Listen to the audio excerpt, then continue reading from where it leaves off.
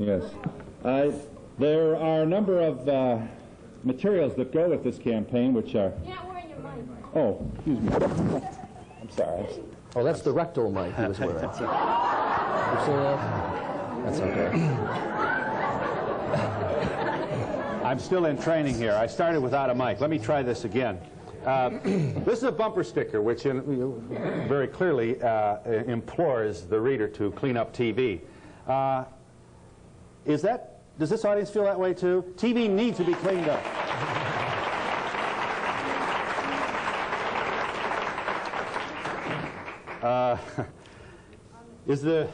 John Hurd is here. You're with the, you're a man of God. I guess you're very proud of that, huh? Yes, I'm glad to be a preacher, if that's what you mean. Yes, sir. And you're from Tennessee? That's right, from Nashville. Joelton is just a suburb of Nashville. And is it the Church of Christ? Yes, it is the Joelton Church of Christ. And this campaign has leaflets and everything. Among other things, calls for a boycott of sponsors that are found on programs that you find offensive. Phil, in the beginning, we felt that something simply had to be done to change the direction we believe television's taking. And as a result of that, we've been thinking for some time how that could be done. The boycott is one of the stages of that, but we've gone through quite a bit of other activity prior to that time. Mm-hmm. What we're really trying to do is give the public a way to let sponsors know and let people who produce this kind of material know that they are very unhappy with some of the material that is now being produced. You have a hit list. No, not really. That's not a good phrase. Okay, well, what is it then? We have a list of programs that across this nation by survey in the churches that are taking part, and I might mention there are over 6,000 churches already involved, that the members were asked on the same Sunday to list the 5 programs that they felt were most offensive in their area. And that if they didn't feel strongly about it, list nothing at all. That's the list that you have, what they have said. Well, let's not show them yet. Can you guess what the 5 shows are? Somebody said Soap, Dallas, Saturday Night Live, Three's Company, the soap operas in the afternoon. Here are the 5 shows which this rather organized and pervasive effort to clean up TV has named as the most offensive on television. These are shows that are targeted for whatever pressure you can bring to bear legally, huh? Not really. I'd like to give you a little response to that after you read the shows. Okay, can we see that? Well, this audience, very astute. Soap, Three's Company, Dallas, Saturday Night Live, and Charlie's Angels. That gives ABC 3 of the shows. CBS has 1 and NBC has 1. Let me just show that that's the network list. Now let's see the syndicated list. You also have major misgivings about the Newlywed Game, Dating Game, and Three's a Crowd. You're nodding affirmatively, is that right? Yeah. You agree with this?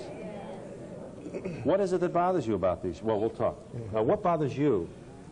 Phil, I don't like to respond as to what bothers me personally because we're trying to show across the nation what bothers the public. And we think that the list we've given is not just the views of the Joelton Church nor my views, it's the views of nearly 500,000 people. And we believe several other million that have not yet had a chance to respond. Let me give you a little background about the campaign that I think may be helpful to questions that the audience may have. We're going at this in a somewhat different way from what has been done in the past. I'm not being critical of any other efforts. We're glad for any efforts that's been done in the years gone by. But we're going at it in a somewhat different way. One of the things is we're not trying to censor anybody in any shape, form, or fashion. I'm sure that those people who have some concern about what we're doing and would oppose our efforts would like to set up a smoke screen to say we're censoring. Nothing could be further from the truth. We're doing exactly the opposite, as a matter of fact, because we're saying to these companies, you have a right to make your own choice, to put on whatever you choose. We're not telling you can't do that. Censorship involves authoritative restrictions of some sort, generally governmental action, legal action, or something of that kind. Mm-hmm. We're doing none of those things. We're simply saying that while these companies have a right to choose what they will do, that we have some rights. And among those rights are the right to choose from whom we will buy products and a right to speak up. So that's a boycott. That's a boycott. That's a boycott, okay. Right. And that is legal. Now, secondly, we're not trying to take programs off the air. In the past, there have been some efforts, I'm sure, that may not have gone at it quite that way. We're also not trying to tell anybody else what they can see. Yes. They're welcome to look at anything they choose. We're not trying to force our moral judgments on anybody else. And we're not using this as a means of raising money. All right, you sound rather defensive. I just make that point. You're telling us all these things you're not doing. Let me tell you some things we are doing then. Well, first, before you do, we've got another guest I want to get to here, but tell me what bothers you about soap. Just give me an example. Again, it is not what bothers me. I'm just saying to you that 500,000 people have said soap is morally offensive in their book, that they're concerned over it. Now, what bothers me does not really make a lot of difference. It's what bothers the public. Tell me what generally. bothers the public generally. We believe, generally speaking, that whenever you have a show that shows scenes of adultery, scenes of sexual perversion, scenes of incest, or any show that treats immorality in a joking or favorable light, that a great many millions of people are offended. Well, but if a person just got out of a cave and listened to your description of soap, it would sound like there are some sort of, there's visual, explicit kind of sex scenes on it, and that's not true, is it? Not in the case of soap, and we're not saying that that's necessarily true of all the shows. Okay, but let's talk about perversion for a moment. I assume you feel that homosexuality is a perversion. Yes, I do. How would one get homosexual material into a script that would be approved by you? Well, the thing we're concerned about is not the discussion of any of these topics. We don't object to the fact that adultery is mentioned on television, but we are very concerned about material which treats adultery in a favorable light. The Bible, for example, talks about adultery, but it never talks about it in a way as to encourage it. And we feel the same thing is true of all these other areas. They just generally treat it in a comedic way, do they? I mean, well, we believe that's a serious problem. When you begin laughing at moral values, making light of moral values, you begin to say in a very graphic way, it's not very serious. It doesn't really matter one way or the other. Gary Deeb is the nationally syndicated television columnist who works here in Chicago, is headquartered at the Chicago Sun-Times, and whose work appears in almost 200 newspapers around the country, maybe more than that now. You're familiar with him even if you don't live in Chicago. Mr. Deeb is described variously, depending on who's doing the describing.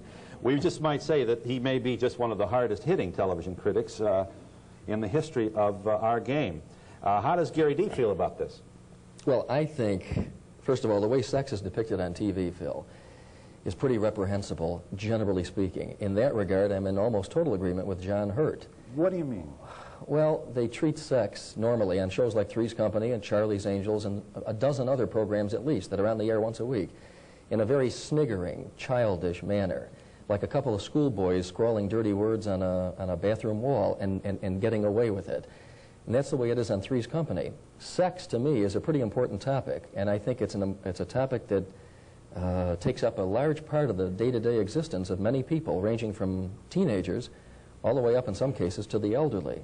And it ought to be treated in an open and sensitive and intelligent manner. And on television, on those rare occasions when it is, when I see it, I almost shake because I feel so good about it, because for once, or for twice, or for 3 times in a year period, you'll see a TV show that does something like that. It's a great thrill to know that simultaneously 10 or 30 or maybe 50 million Americans are seeing a worthwhile program with some sexuality depicted in an open and sensitive way. Three's Company is just a toilet show.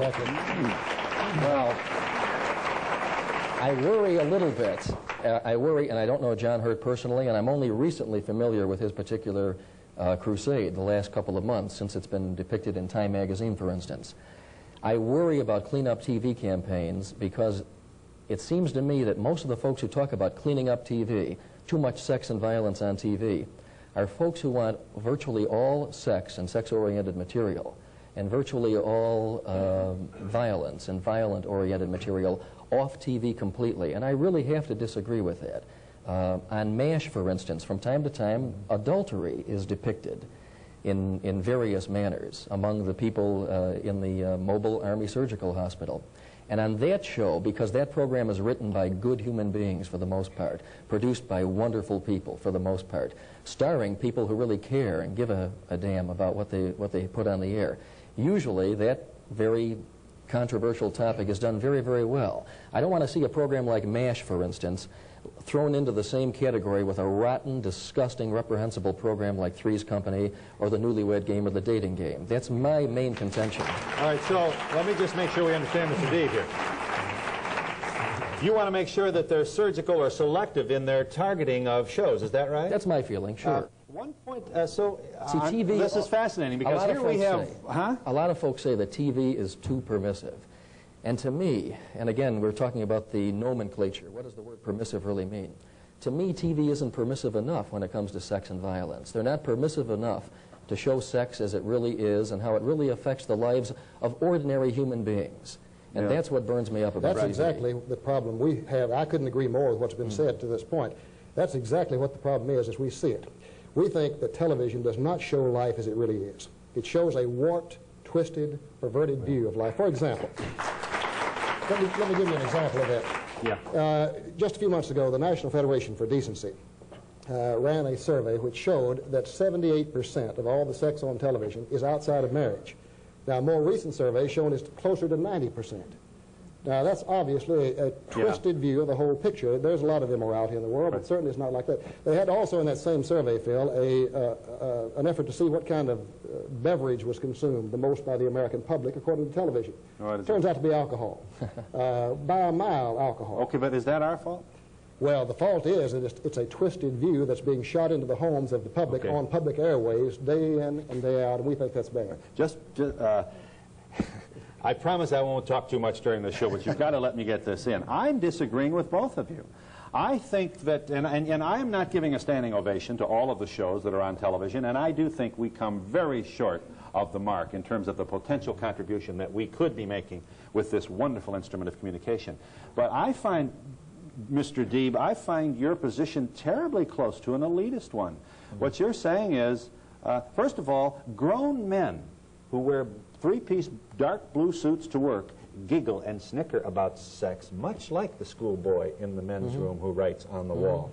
And the artist, the creative community in Hollywood has to be given as much opportunity within, under the wonderful First Amendment that we've had, to express that feature of the community that he's attempting to entertain. And begging Mr. Hurt's pardon, adultery is more interesting in an entertainment situation than is monogamy. And it should not be concluded that those who are writing about it are necessarily trying to sell it. Well, it's fairly obvious, Gary. They don't put it on the air to keep them selling products. They put on the air what they can to sell and make a big buck. And we think when you're willing to sell the virtues and the moral values of youngsters who don't know enough to tell the difference between some of these things, merely to make money is a very sad and very sordid point of view to have. Well, Phil, I disagree with you pretty intensely. There are people who go around sniggering and telling bathroom jokes, and that's their idea of what sex is all about. That's where the idea of so-called dirty humor is all about. There's a place for bathroom humor on TV as far as I'm concerned. In fact, we see bathroom humor on MASH, for instance, every once in a while. Yeah. Bathroom humor can be very elegant and very sophisticated. I beg your pardon if you disagree with me. For instance, on MASH once, Frank Burns, back when he was the cowardly major on the show, they suddenly found themselves under attack by the enemy, surprisingly so. And Frank Burns was very, very frightened. You could see he was just pouring sweat. And the commanding officer said, "We have to evacuate." And Frank Burns said, "I think I already have." Well, to me, that's bathroom humor, that's toilet humor, but it's very, very funny, and it's sophisticated bathroom humor. There's a difference, I think. Okay. And I'm not saying you could wipe out all lowbrow humor on TV. I watch the Three Stooges 2-3 nights a week, for crying out loud, here in Chicago. Please, folks. I knew I'd step on my tongue eventually. Yeah, the Three Stooges are the same folks who brought us the violent comedic behavior that was emulated by so many young people. Boom, bonk, beep. We can only guess how many bullies have been encouraged by watching the Three Stooges. So maybe we ought to get rid of that. I don't agree with you at all. All right. The point should be made that the Three Stooges are not that's not going to make people angry, but sex is. And it does seem that the conservative community responds more violently to sex than it does to violence itself.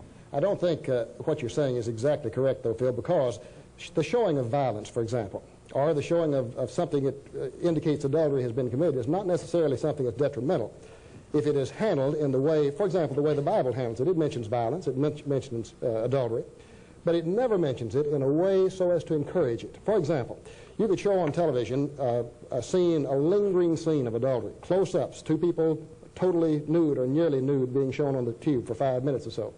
And then at the end, by merely saying, well, that's bad and they lost out by doing this, that doesn't do anything to undo the harm that's already been done. You've encouraged youngsters who aren't married to have all sorts of temptations to get into situations that we've got enough adultery in this country already. We've got broken homes by the millions. Right. We've got children without two parents. We don't need anything else. It's going to encourage more people to commit more adultery. Okay, the campaign is to clean up TV. And it's, as I've established, a serious one, and John Hurt is at the center of this, and it involves literally millions of people who are asked to sign a personal commitment to decency on television. And on this pamphlet are listed a number of sponsors including General Foods and American Home Products. Warner Lambert has already been in conversation with these folks, and Warner Lambert has withdrawn some of the advertising on the programs that have been identified as offensive. How do you feel about this? I'll give you a chance. We hope you'll join us.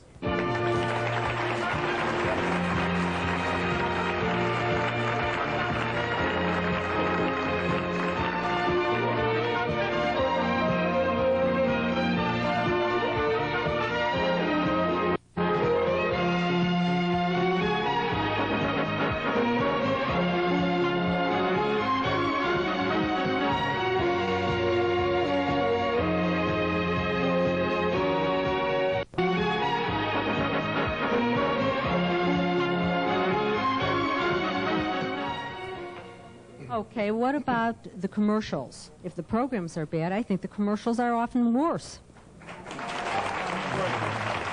For example, can I name names? Sure. Calvin Klein. You don't like that? Not only did I find it offensive, but I have a teenage daughter who found it equally as offensive. The most offensive thing about those Calvin Klein jeans commercials, and some of the others as well, but particularly the Klein commercials with as the model. I mean, it's unbelievable. She's 5 feet 11 inches tall. She's a beautiful young woman. And yet all of us seem to forget that she's 15 years old. And I pointed that out in my column, a number of more reprehensible commercials I've ever seen in my life. Because we've got not only an underage girl selling basically sex in addition to jeans. She, through her very success as a model and now also as a movie star, is a role model to untold millions of girls about that same age, from 12 to 18. Now, what would you do about that? Well, I mean, the person who really has to be criticized the most, aside from the folks who run Calvin Klein, is Brooke Shields' mom, I would say. Yes, I confess to be a Christian person. I am raising 6 children, and myself as an adult and parent, if there's something violent on TV, I would instruct the children not to watch it. Okay, we're happy for you, and we think you should get the Mother of the Year award.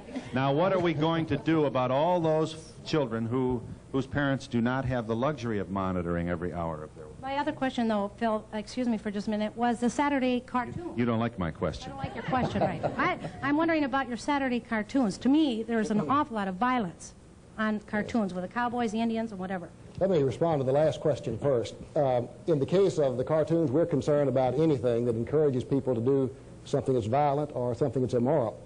We're concerned about the commercials, about the afternoon soap operas, but we did try to reflect what the public felt was the most serious problem right now. Obviously, the afternoon soap operas have a lot to be improved upon, but all the family's not there at one time. And this was a response all across the nation, what most people seem to feel was really a problem. Now, let me respond to this turning off the set, Phil. That's important. You seem to, you just come to the conclusion, if you haven't thought about it very much, that the easy solution is just turn the set off and that solves the problem. To believe that can be done when that material is still systematically undermining and infiltrating every aspect of the fabric of our society, and that therefore your family is not going to be touched by it merely because you have your set off, is almost like a family believing that they can solve the problem of having an epidemic of smallpox in their area by wearing blindfolds. It just doesn't work. It's unreasonable in the first place. The airways belong to the public, not to just the networks. And to be offended by it in multiplied millions is unreasonable. We tried it 25 years. They're getting worse and better. People turned off the set for the last 25 years. You can see the results. This must be the meeting of mothers of 6 children. Our family has a problem with, like the other night we were watching Love Boat, and we like it, and we think it's a nice family for the most show. But what we are objecting to is the subtle things that are taught, like the last one we saw, Doc was climbing in and out of bed, and and my children are learning something through this. They're learning exactly that this is acceptable because it's on this show that they like very much. And we have found ourselves having to go over to the television set in the middle of a very nice show and just go boom, because these things are blurbing in. You put your finger on the exact problem we're trying to deal with. We're not trying to take any of these shows off the air. Dallas, for example, is a very popular show. We think there are a lot of good qualities about it. But if you choose on an hour show to put in 5 minutes of immoral material, while people may like the show generally, the ratings may be high, That does not mean they approve of that kind of immoral material, just as you've said in this case. The problem is the sponsors have been led to believe because the rating is high that everybody's in agreement, and that is not the case at all, as we are proving by the multiplied millions right now. How can we, who presses the buttons for all this? Who makes our lives motivated by this open TV thing? Our whole lifestyle is run by this. These women that say, well, if you don't want to watch it, turn the TV off. I didn't buy my TV to turn it off. That's it's exactly company right. for me. It's company for my kids, my family. And you don't like what you're getting. And I don't like what I'm getting. And everything that's shown on there is twisting our entire lifestyle. We have, it's part of our life. People that are watching. I know, but it's part of our life. What do they mean by turn the TV off? I bought my TV to have it on. I have mine on all day and all night. You know, but I don't think that this is... who are the people that we have to get after? Who's turning our... twisting our noses and pulling them the way they want us to live? It's a handful of faceless little men within the television industry who every day and every night censor what we shall see and decide what everybody else in this whole country can see. What we're saying is the public ought to have some right to have some input into that situation, not just a handful of people that are not accountable to anybody but themselves. We have to say this, and I'm not trying to defend Dallas. I find two things good about Dallas. Reasonably good acting by Larry Hagman and very good acting by Barbara Bel Geddes. That's it. After that, it goes right downhill for me. And the Who Shot JR episode was a travesty of bad writing. It was miserable material. But we sit around here and we say, John Hurt says it's just a small group of faceless men, and in some cases women, who are putting these shows on the air. Look, the Nielsen ratings are not exactly accurate, but they're pretty darn close to it. And generally speaking, tens of millions of people are living every week for Dallas, including some very nice human beings who are moral human But beings. the other side of that coin is we will never know the level of sophisticated interest that the public can offer because we don't have sophisticated material Very little of it, you're upon right. which to make the judgment. It's harder to write. It's harder to put on the air. And that's why it takes a little more brain power on the part of the networks, and that's why they're not willing to do it. The other side of the coin is if we wipe out, and believe me, I agree with John generally, Dallas is a lousy, rotten program, and many of the shows we cited earlier are terrible programs. Unlike MASH, which gets into sexual issues from time to time and is very good.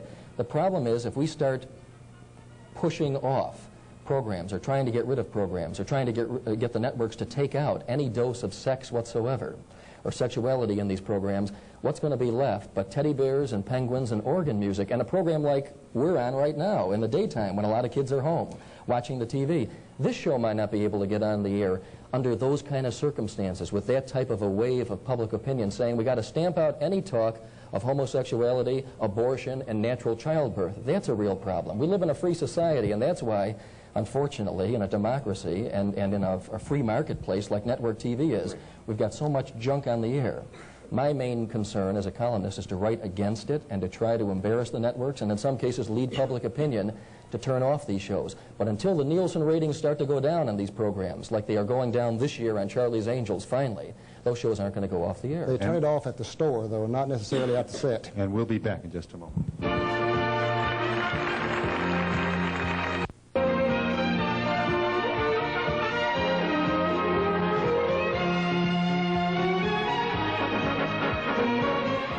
The Clean Up TV campaign has, among other things, a brochure which has been passed out to how many people? We printed the first time on the boycott form 5 million of the forms, and we're going to be printing several million more. We're hoping to get every religious group in the country to carry on a parallel program with this one. 5 million of these you've passed out. Here are some of the things it says.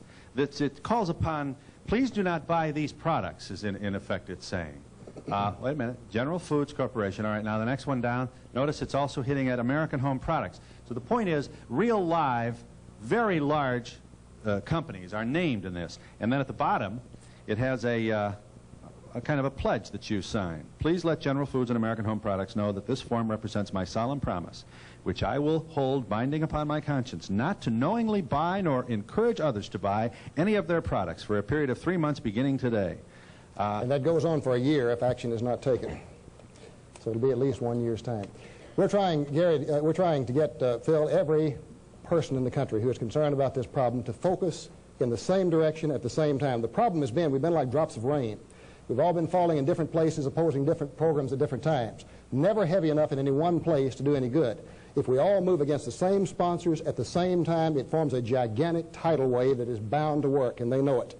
And that's why they're concerned over this matter right now, and that's why 20 other sponsors have already written to us saying that they're taking another look at their sponsoring policies already. Well, I'd be scared to death if I were, you know, if I were either, you know, a decision maker at General Foods or American Home Products. And don't we have to wonder about the Christianity of this? Isn't this? Not at all. In fact, we're doing precisely what Christians have always done. We're standing up against immorality in our generation. But it looks like you're going after him with a battle axe rather than a prudent exciser. Phil, I think that's a good question. Let me answer that, Phil. That really is not the case. We're taking nothing at all away from these sponsors, not anything. We're simply not giving them what we have a right to control, which is our own money. We don't have to give it to them. We're not obligated. If others want to put that kind of material on, they've got a right to pay for it. That's true. And the boycott is legal. Yes, and anyone who doesn't like this show is free to write a sponsor and not to buy the product and do all those other things. And I think it's a form of free speech, and I'm foursquare in favor of it. My problem, Mr. Hurt, is our ability to coalesce a group of people who are upset about the same thing, and to also wonder which scenes regarding adultery might be offensive to you and which might be okay. And how are we ever going to get an agreement on something as subjective as creative entertainment? Well, that's why we've gone at it the way we have. If we were just reflecting the views of the Jolton Church of Christ, or my views, or a few other people's views, that would be a problem. All we're purporting to do at all is to provide a means by which the public generally can say, if I don't like this material, I'm willing to fill out a form, and you don't have to say specifically what it is that bothers you. These shows just bother millions of people. Gary, what are your thoughts about that? I think really John and his organization are spinning their wheels when it comes to the advertising idea. I think boycotting is a cherished right here in this country. Nothing wrong with it. It's a constitutional right. Civil rights demonstrations in the late 50s and early 60s used the boycott, and so did anti-war protesters for that matter. So do labor unions.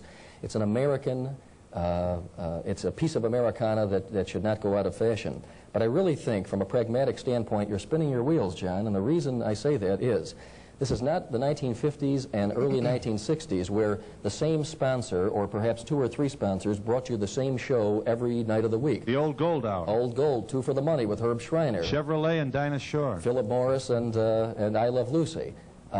These days there are 6, 12, 18, 25 different sponsors who are participating in the sponsorship of a regular half-hour weekly program. And we've long since thought about that, though, Gary. Let me give you an answer. Well, if you scare them away from advertising, which you may well do, which is fine, the fact is TV is such an amazing business, there are always going to be other advertisers standing in line to take the place of those folks and usually pay the same amount of money. I have a young man here who wants to make that point. We have an answer for that. Hang on just a second. That's exactly what I was going to say. The shows don't have the control they used to have. But one question that was entering my mind, when I was a kid growing up, the worst thing in the world was comic books. If we were reading comic books, we weren't going to survive. And I think in the eyes of your folks, they were. And some of us made it. There was a big to-do in the late 40s, if I recall. I think we all survived it. We found out ways to read comic books, even though they were banned in the house. If you ban TV, the kids are going to go to a friend's house and see it. But that's not what they're saying. At least hear his point. He's not banning television. He is attempting to express their displeasure of a lot of people with sponsors in the hope that they will either deny their own support of these programs or encourage the writers to change. What we're saying is we believe that there are millions of people who don't like what they're seeing and have no way to express that voice at all. Why don't they pick up a book? Well, they don't have to make that choice. They bought the television set. They didn't buy it to unplug it. You see, the people who are saying turn off your set are not ordinary people. They're the people within the television industry who would like nothing better than to turn off our sets because they know a handful of preachers will do it, and a handful of deeply dedicated church members will do it, and 99% of the public will leave it on, and they can put on anything they want. We're almost out of time, but you're talking about wheel spinning. That isn't what Warner Lambert would say. Warner Lambert responded to this. Mm-hmm. So that certainly was effective. I mean, I think a few sponsors will respond to it. Maybe many sponsors will, but there's always at least the same number standing in line waiting to take their place. Not really. And then you go after them, and then they may get away. Now, that looks like the problem, but we thought about that before we ever started this project. The way we're solving that is like this. By the way, Warner Lambert was not forced into that position. They took the campaign the way we meant it. They said, we're glad to know how the public feels. They said, let us look at our own sponsoring policies, and we'll do what we think is best at that point. Once they took a look at them, they said, we haven't revised them for some time. They immediately dropped anything they could not preview in advance, such as Saturday Night Live and the Newlywed Game. Right. So in other words, you think sponsors ought to be able to preview everything in advance? Well, I think so. Now we're back to the Smothers Brothers. And I want to get back but here's the question. Do you want Procter & Gamble to be the creative Do you want the creative buck to stop on the desk of the sponsor? No, what I want to happen is for you the wouldn't public want to have some somebody input. to have final say on your sermon on Sunday, especially the pharmacist or the grocer. That's your job. If my sermon on Sunday were using the public airwaves that belong to the public, I'd expect the public to have some input into that. And we'll be back in just a moment. Church of Christ is the address of John Hurt. This is the Cleanup TV campaign. They'd like to know how you feel. It's in Joelton, Tennessee, and the zip is 37080. Would you like to have your voice felt in this effort or communicate? This is the campaign, and it, as we've established, it's a well-organized one. It may be one of the most well-organized campaigns ever directed against an industry, certainly against television. I think Phil is a terrific interviewer, but I do feel he plays the devil's advocate too often. And today, he's a Christian, and I think he should agree with these gentlemen. Yeah, what should I agree with? I think television has gone a little too far. I don't care whether you're a parent or not. I think it's offensive. And many times, like you see something on television, you want to go and shut it off. I don't think that's the answer either. How come it's making so much money? Well, I don't feel that this Nielsen rating is attacking or approaching the right people. I don't know who those people are. But you don't believe that these shows? I would like to ask you to take a survey of how many people ever were asked to be on a Nielsen rating here. I know this comes up all the time, but... Who are they? Who are those out there? Do you believe that soap is watched by millions and millions of people? Soap is not offensive in the sense that it was never done for anything other than an adult program. So soap doesn't bother you? It bothers me, but I'm saying to you that it's on the same... It's not on the same level as the lady was saying Love Boat. There are two different type programs. Which is the... Do you watch them both? I do occasionally. I find myself watching less and less television because it is so offensive to me. And as a mother and everything else, I do feel it offensive. I do want to say this. 3 or 4 years ago, the national television, the national PTA, tried an approach like this. I came and went to those hearings. The people that are making the decisions are these big shots up in the networks, and they are not the ones that have to live with what they're putting on television. Right. What kind of people are they? The what? The big shots. They're the ones after the almighty dollar. I really feel that they do it for the money. They're going to go to the sponsor that'll pay the most money. They don't care. They're out to sell products and to make money. But do you think if they could come up with more Little Houses, more Waltons, don't you think they would? They don't. Do you think they'd get a big kick out of it? Huh? No, I don't think they would. In other words, they'd rather give us these sex shows. And violence, yes. Why? If they can make as much money with Little House, what do they care with Jiggly? Because this is what people are watching, Phil. This is what, you know. She says no. Because there's no program, Phil, that you can possibly put on, no matter how good it is, that you can't get a slightly better rating by putting on some of that filth, because people are going to watch television, and they'll put up with a little of that. Well, we have met the enemy, and it is not the TV industry. No, it is us. It is within the industry, and here's what the problem is. You can take material of any sort. You see, turning off the set is an unthinkable thought. It's part of the basic environment. It's like the electrical lights. To tell someone to turn off their set is like saying, if you don't like badly made light bulbs, turn off your electric lights. You can do without television, but you can also do without electricity, but they know people are not going to do it, so they can gain a little bit of rating by adding some of the topping of filth on the top of the best show on earth. People are going to watch the best part and not like what they see otherwise. Because isn't that terrible, though? I mean, as a preacher, you must be rather discouraged with the natural state of man and womankind. Not at all. What you're saying is that titillation, we really like it. What I'm saying is that titillation affects only a small minority of this country and the people who write the material.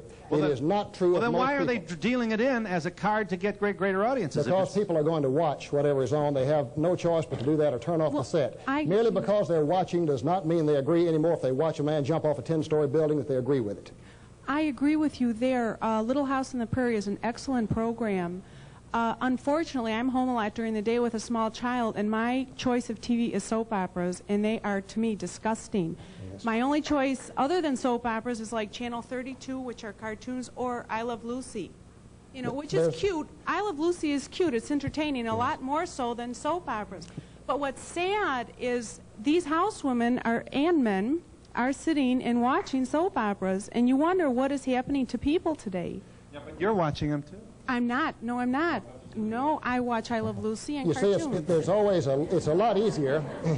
It's a lot easier simply to put on sex-oriented material than it is to think, and writers can do it with a lot less trouble. So they can produce that kind of material with much less effort than to do The otherwise. trouble I have in what has been said so far is that you said as far as the public or the national audience, what you said in the beginning of the program was that 6,000 churches on one Sunday voted that these were the most offensive programs. Right. Well, I'm not sure how many people regularly attend church, but I would find that to be kind of something that I would almost take lightly. And, well, because I'm not a regular church goer, for one, and I don't always believe that the same list that you have is going to be the same things that I would find offensive. And I find, I'm a teacher, and that I can find many more interesting programs than what you have on your list, and I watch them. All right, what we're saying is not that you have to make the same choice someone else makes. We believe that there are many millions of people who are greatly offended by television. We'd like to see a bigger survey made, and many other religious groups are about to start this same parallel project. Anyone who is interested, if they write to the Joelton Church, we'll send them forms. There is no charge to anybody. If you feel that way, sign them. If you don't feel that way, you don't. Well, I'm a psychologist, and I'm hearing what you're saying, and I'd like to know what harm do you know of that actually comes from watching any of these shows that you've mentioned? Let me give you an example of this kind of material. The show Deer Hunter, the movie, has been shown a good bit recently.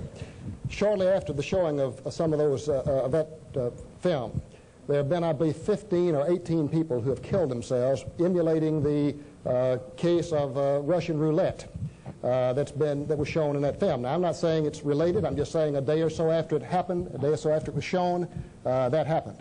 To say that television does not affect you.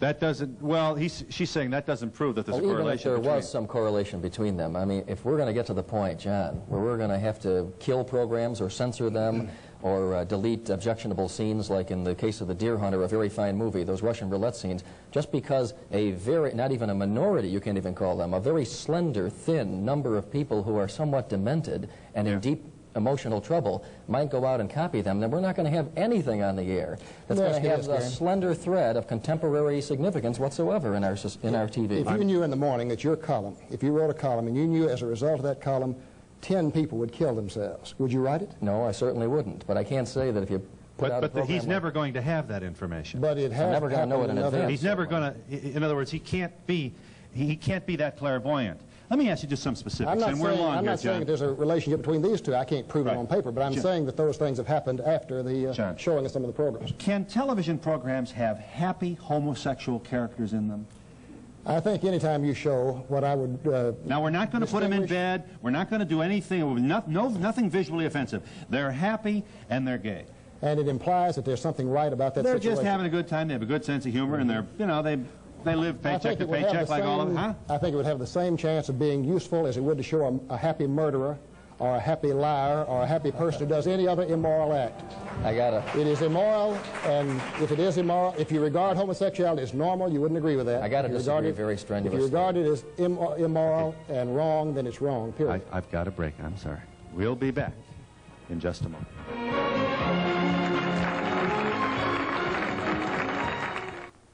Gary Deeb can be reached at the Chicago Sun-Times. Not every business type or manager in the television industry will admit to reading Gary Deeb, but I can tell you that most of them do. 401 North Wabash is his address in Chicago. The zip is 60611. He's one of our most influential critics, and he'd like to hear what you think. What is it you wanted to say? You know, we just, before the commercial break, John was mentioning homosexual characters on TV, and he has a real distaste for it. You know, one of the most humanistic and funniest and finest programs in the history of TV has been Barney Miller. Still on the air, it's on in reruns also. And frequently on Barney Miller, there are characters depicted who are prostitutes being brought into the station house, being arrested for various crimes, homosexuals in various facets. And these people are not, they're not there for exploitative purposes. They're not there for cheap thrills or vicarious thrill-seeking on the part of the viewers. They're there to advance the storyline and the comedy as well on that program on that particular night. And I tell you, it sounds to me like you don't want to see prostitutes or homosexuals on any TV show unless there is fierce retribution against them by the time the final commercial comes. No, and I really find that wrong. Barney Miller proves you can have a prostitute character once in a while, a homosexual character not treated in a campy way, or not treated in a negative or particularly affirmative way, and do it with taste and civility and brotherhood and humanism. The problem, I think, Gary, is this. There's certainly nothing wrong with mentioning any activity, homosexuality, whether it's prostitution, whatever it is. But the problem is when it's presented in such a way as to make light of it, where it is not considered a serious issue. And we think that's the real problem. If you have show prostitution on television and you laugh at it and you joke about it, the implication is it really isn't all that bad. Well, some of the most serious programs on TV in the last 10 years, some of the best and most serious programs that tackle the most controversial topics have been comedy shows like All in the Family and MASH and Barney Miller, and we could go on and on. Are you saying then that you don't want to see homosexuals, prostitutes, and other types that you're not wild about appear in a comedic framework at all? Well, my own feeling is really of no importance. I'm saying that just millions of Americans are offended by that kind of material that encourages homosexuality, or that encourages prostitution, or that encourages any kind of degradation of moral values. Well, as parents, don't you think as a parent, you have to explain to your child that this is right or this is wrong? Yes, I do, but I do also believe if every night on television they showed, for example, suppose you had a program that every night it showed people persecuting Jewish people or black people, and every night encouraging it and acting like they enjoyed it, and nothing being said to even imply there was anything wrong with it. Do you think that would be a good thing to be shown on television, or do you think it would be a poor choice? How late at night, for example? How late at night, Phil? As a parent, you have to tell your child this is wrong or this is right. Yes, we all agree, but we have to accept his point, too, that television impacts on the value formation of our children. You can't watch television 24 hours a day. If you could monitor it 24 hours a day, that'd be a solution. But a program that would be racist would fall of its own weight. Well, and this will, too. I guess I'm wondering a little bit why we don't have a little more faith in the wisdom of the people. And as a matter of fact, isn't viewership down, Gary?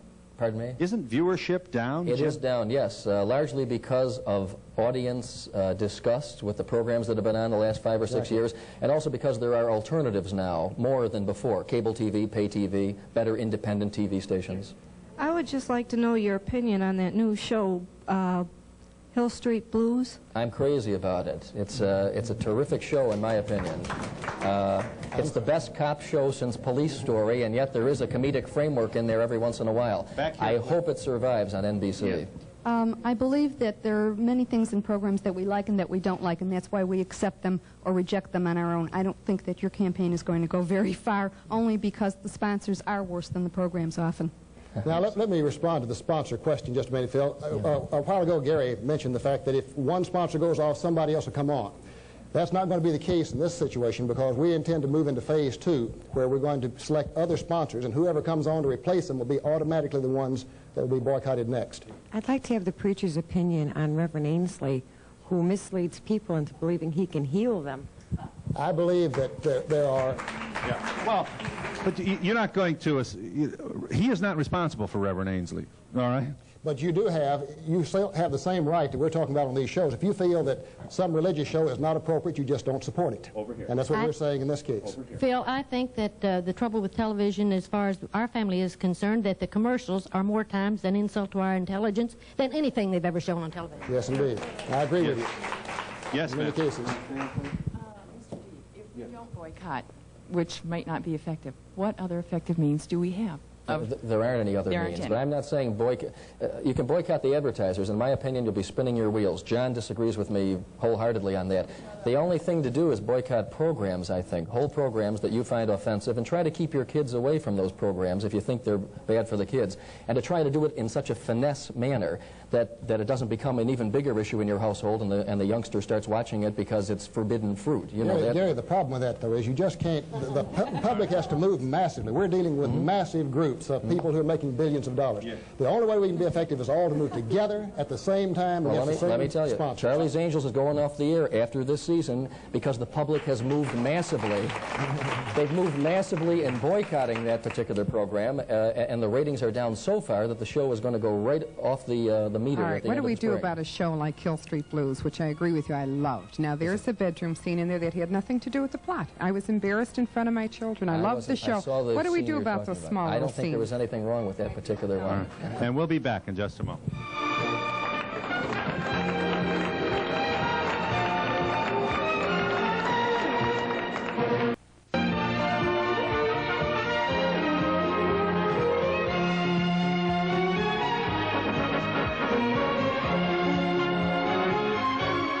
If you would like a written transcript of today's program, send $2.50 in check or money order to Donahue Transcripts, Box 2111, Cincinnati, Ohio 45201. Include the subject or the name of the guest with your request.